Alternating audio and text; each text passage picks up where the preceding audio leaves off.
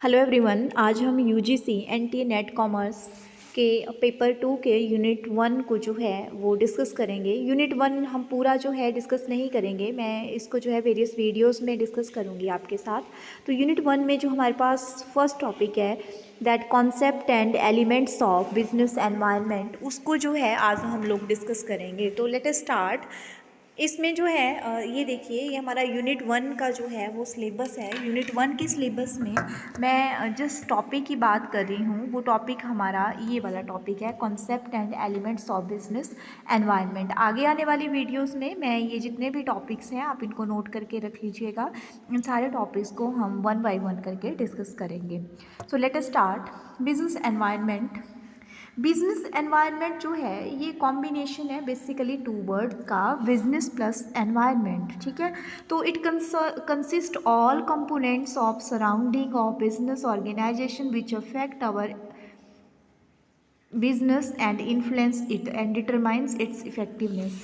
Friends, अगर मैं बात करूँ business means activity of buying and selling of goods and services in a regular mode for for a profit obtaining। ठीक है, environment means surrounding।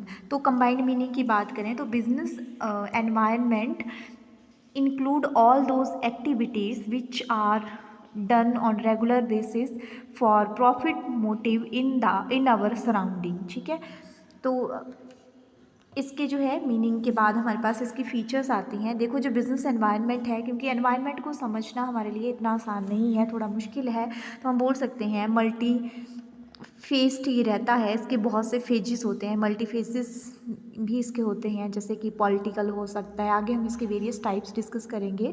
ठीक है, लीगल एनवायरनमेंट हो सकता है, पॉलिटिकल हो सकता है, इकोनॉमिक होता है, मतलब इसके बहुत से एस्पेक्ट्स होते हैं। डायनामिक होता है, अभी सर्दी है फिर गर्मियाँ आ जाएंगी, ठीक है, बसंत आ जाएगी।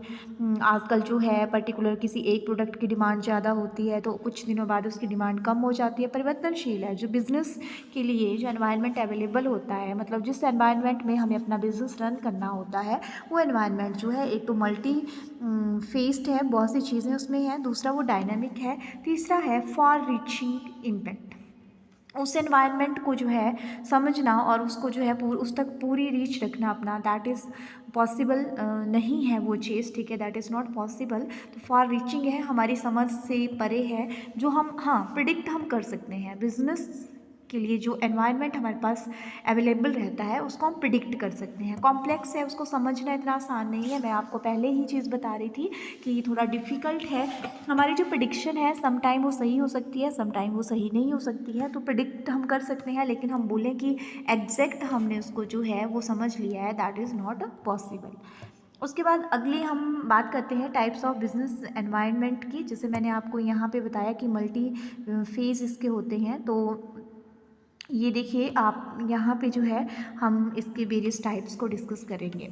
बेसिकली हमें जो क्वेश्चन आता है वो हमें कोई यहाँ पे एग्जाम्पल दिया होगा जैसे, और पूछा जाएगा कि ये कौन से एनवायरनमेंट से रिलेटेड है, इंटरनल से है, एक्सटर्नल से है, कोई एक फैक्टर हमारे पास दिया होगा। ठीक है, तो जो बेसिकली एनवायरनमेंट होता है, बिजनेस एनवायरनमेंट, ऐसा एनवायरनमेंट जिसमें हम बिजनेस करते हैं वो उस बिजनेस का एनवायरनमेंट होता है। ठीक है, surrounding of the business is business environment. So ये होता है दो टाइप्स का, इंटरनल एनवायरनमेंट और एक्सटर्नल एनवायरनमेंट। एक्सटर्नल एनवायरनमेंट जो है वो हमारा टास्क एनवायरनमेंट, स्पेसिफिक एनवायरनमेंट और जनरल एनवायरनमेंट, दो तरह का होता है फर्दर। तो सबसे पहले इंटरनल एनवायरनमेंट को डिस्कस करते हैं। इंटरनल एनवायरनमेंट मतलब बिजनेस के अंदर का जो माहौल होता है, अंदर के माहौल में जितने भी कंपोनेंट आते हैं वो सारे इसमें आते हैं। तो it refers to all conditions and forces within the organization affect a business operation and it can be controlled by management. Business के अंदर की जो एक्टिविटीज़ होती हैं, फोर्सेस होती हैं, वो बिज़नेस के इंटरनल एनवायरनमेंट में आती है। और ये जो हमारा internal environment of the business होता है ये कंट्रोलेबल होता है। इसमें कौन कौन सी चीज़ें आती हैं, बिज़नेस के अंदर कौन कौन से कंपोनेंट आते हैं? मालिक, employee, structure of the business, corporate result, unions, organization goal and policies, ये सारे कंट्रोलेबल है ना। अगर इनमें कोई चेंज करना हो, किसी को कम ज़्यादा करना हो, या ऑब्जेक्टिव में कोई चेंज करना हो, या हमने जो है एम्प्लॉयज़ को किसी तरह से कंट्रोल करना हो, तो हम उनके उनके रिगार्डिंग जो है कुछ भी रूल बना सकते हैं और उसको इम्प्लीमेंट कर सकते हैं। मतलब इनको जो है इनमें से इन सब को हम जो है कंट्रोल कर सकते हैं। तो ये इसलिए बोला गया है कि जो इंटरनल एनवायरनमेंट होता है वो कंट्रोलेबल होता है। क्वेश्चन समटाइम इस तरह से भी आ जाता है कि क्या जो है बिज़नेस की जो ऑब्जेक्टिव और पॉलिसीज़ हैं वो कंट्रोलेबल हैं या नहीं, तो ऑब्वियसली वो कंट्रोलेबल हैं। उसके बाद जो है सेकंड आता है एक्सटर्नल एनवायरनमेंट। एक्सटर्नल एनवायरनमेंट की अगर हम बात करें तो एक्सटर्नल एनवायरनमेंट मतलब बिजनेस के बाहर का एनवायरनमेंट, बिजनेस के अंदर का नहीं, बिजनेस का आउटर एनवायरनमेंट, और इसके ऊपर बिजनेस का कोई कंट्रोल नहीं होता है। इसमें इस एनवायरनमेंट में जो चेंज आ रहा होता है उसे हमें जो एक्सेप्ट करना होता है, उसके अकॉर्डिंगली हमें जो है खुद को रेडी करना पड़ता है उसको फेस करने के लिए।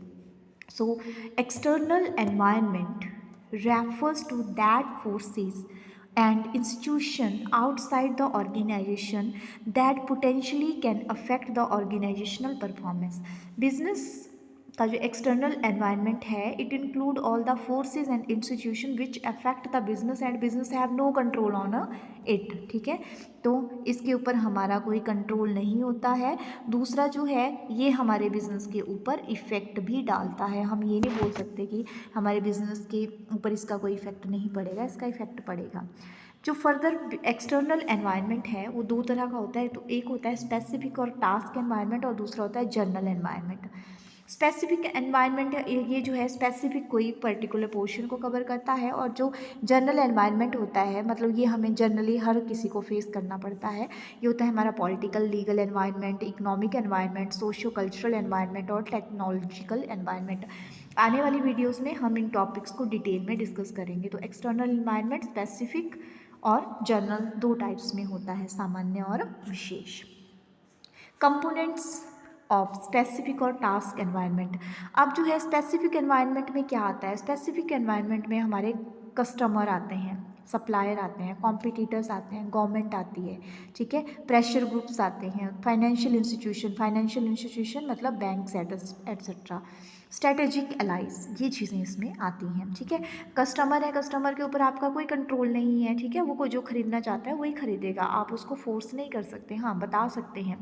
सप्लायर अगर आपको सप्लाई नहीं करना चाहता तो आप उसको मजबूर नहीं कर सकते। कॉम्पिटिटर वो तो आपके कस्टमर तोड़ेगा ही तोड़ेगा, आप उसके ऊपर केस थोड़े ना कर सकते हो, लेकिन आप अपने कस्टमर को जोड़ने की कोशिश जरूर कर सकते हैं। गवर्नमेंट का कोई रूल है मानना ही पड़ेगा। प्रेशर ग्रुप, किसी ने प्रेशराइज किया आपको, ठीक है, मतलब साथ ऐसा है कि आपके कोई कॉम्पिटिटर्स हैं, उन्होंने जो है अपने प्राइसेस कम कर दिया, आपकी डिमांड बिल्कुल कम होगी तो आपको भी अपने प्राइस अकॉर्डिंगली कम करने पड़ेंगे, प्रेशर ग्रुप है।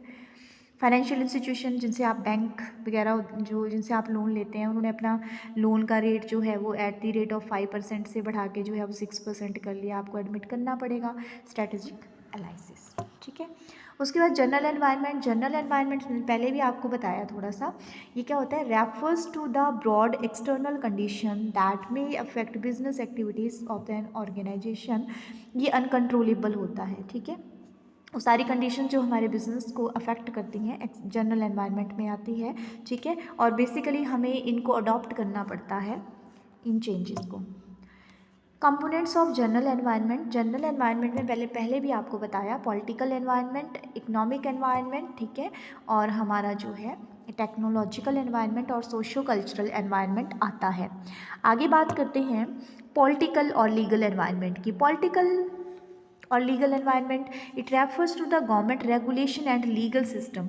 जितने भी बिजनेस के लिए जो लॉ बने हैं, जिसको हम बिजनेस लॉ के अंडर पढ़ते हैं, वो सारे लॉ इसमें आते हैं, और साथ ही साथ गवर्नमेंट के कुछ रेगुलेशंस वो भी इसके अंडर आते हैं, like constitution, political philosophy, political parties, ठीक है, पॉलिटिकल इंस्टीट्यूशंस, लीगल इंस्टीट्यूशन, ये सारे जो है इसके अंडर कवर होते हैं। सेकेंड आता है इकोनॉमिक एनवायरनमेंट। इकोनॉमिक एनवायरनमेंट की अगर हम बात करें, it refers to all factor which give shape and form to the development of economic activities. It consist interest rate, inflation, stock market. ठीक है, ये जो है कि जो हमारी डेवलपमेंट एक्टिविटीज़ होती हैं उनके ऊपर कंट्रोल करने वाले फैक्टर्स को इंक्लूड करता है, और ये फैक्टर जो है हमारे इंटरेस्ट रेट को मुद्रास्फीति को, स्टॉक मार्केट फ्लक्चुएशंस को हैंडल करते हैं। इसमें हमारा economic system, economic policies, economic conditions, capital market और ग्लोबलाइजेशन आता है। आगे हम जो है इन टॉपिक्स को डिटेल में पढ़ेंगे। सोशो कल्चरल एनवायरनमेंट की अगर हम बात करें तो ये जो है हमारी जो सोसाइटी की फोर्सेस हैं उनको कवर करता है। It include the total social forces within which the organization operate, involve traditions. इसमें क्या क्या आता है, ट्रेडिशंस आती हैं, सोशल वैल्यूज़ आती हैं, बिलीव आते हैं, नॉर्म्स आते हैं, कस्टम आते हैं और डेमोग्राफिक कंपोजिशंस आती हैं। इसके कंपोनेंट क्या हैं, हमारी डेमोग्राफी, हमारा लाइफस्टाइल, हमारी सोशल वैल्यूज़, हमारी सोशल इंस्टीट्यूशन, रिलीजन और लैंग्वेज इसके अंडर जो है कवर होती हैं। अगला आता है टेक्नोलॉजिकल एनवायरनमेंट। ये हमारी टेक्नोलॉजी से रिलेटेड है। It refers to the systematic application of knowledge essential to do things, ठीक है। और ये फोकस करता है हमारी मशीन, हमारी इक्विपमेंट, हमारे ट्रांसमिशन ऑफ इंफॉर्मेशन, जितने भी सॉफ्टवेयर होते हैं, कंप्यूटर एप्लीकेशंस होती हैं, टेक्निक और प्रोसेसेस होती हैं, वो सारी इसके अंडर आती हैं। इसकी कंपोनेंट की बात करें तो nature of technology, pace of technological change, technology की ट्रांसफ़र, रिसर्च एंड डेवलपमेंट का बजट, ये सारे जो है इसके अंडर कवर होते हैं। So thank you all.